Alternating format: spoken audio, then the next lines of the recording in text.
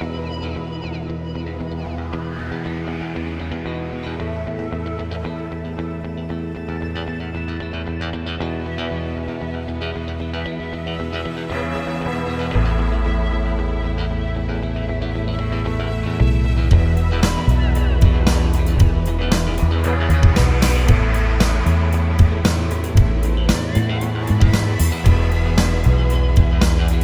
and Clark came here in the early 1800s, and this was the place where they first came to the ocean. We are on the north end of what's called Benson Beach, and if you were to be here 200 years ago and go down to the south end of Benson Beach, you would meet Lewis and Clark. They actually camped on the beach that we're doing the beach cleanup on. It's kind of a historic location. The U.S. Coast Guard today has one of their most busy bases in the whole country is here at Cape Disappointment. And if you look out in the water, I'll bet you somebody will see a seal, somebody will see a sea lion today. Those are pretty common. If you see something that looks like a dolphin, it's actually black and it's only about 5 feet long. It's called a harbor porpoise. If you keep your eyes on the water in the next few hours, you can probably see a seal, a sea lion, and a porpoise. If you get lucky, you'll see a whale. Hi everybody, I am so excited you guys are here. My name's Anissa. I'm also known as the Beach and Bag Lady, and that people kind of know me as because I walk around on the beach all the time with bags in my hand.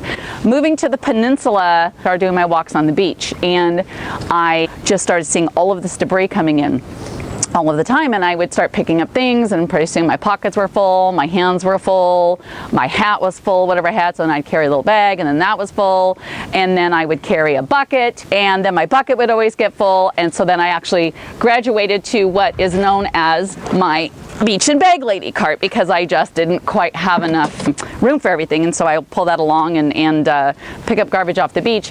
And the thing that really started getting me, that I just want to give you guys a little bit of information about what I've learned since I've started on this journey of trash picking, is that majority of what I was picking up out on the beach was not from people that were coming to this beach. I was out 167 days last year, so pretty much about every 3 days I'm out on the beach picking up garbage, and picked up hundreds and hundreds of pounds of garbage from other countries. What we can do, plastic bottles. The caps in these bottles are 2 of the 3 #1 things I pick up on the beach. 50 billion water bottles. Billion, you guys. Not million, billion water bottles are bought annually in the US. So you can have a tremendous impact by just saying, I'm not going to use plastic water bottles anymore. The other thing that I want to share with you is I want to talk about plastic bags, plastic grocery bags.